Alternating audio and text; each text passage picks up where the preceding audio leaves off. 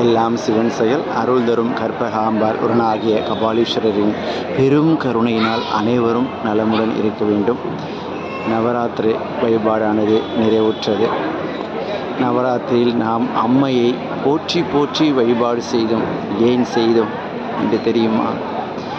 உயிர்கள் உய்வடைவதற்கான சிவபூசை, அதாவது உயிர்கள் உய்வடைய வேண்டும் என்றால் ஒவ்வொரு உயிரும் சிவபூசை செய்ய வேண்டும்.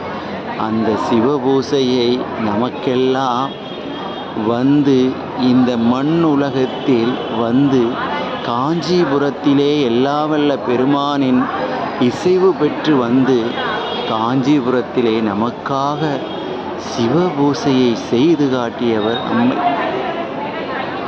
எண்ணில் ஆகமும் இயம்பிய இறைவர் தாம் விரும்பும் உண்மையாவது பூசனையே ஆகும் என்று உரைத்தருள அன்னலார் தமை அர்ச்சனை புரிய ஆதரித்தால் பெண்ணில் நல்லவளாகி பெரும் தவ கொழுந்துங்க.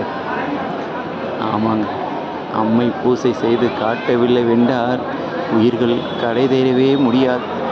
ஆக அரிது அரிது மானுடாய் பிறத்தல் அரிது. நவராத்திரி வழிபாட்டில் அம்மையை போற்றி போற்றி போற்றி நாம் வழிபாடு செய்ய வேண்டும். ஏனென்றால் நம் உயிர் கடை தேர்வதற்கான சிவபூசையை நமக்கு செய்து காட்டியவர் உமையம்மையே. திருச்சிற்றம்பலம். எல்லாம் சிவன் செயல்.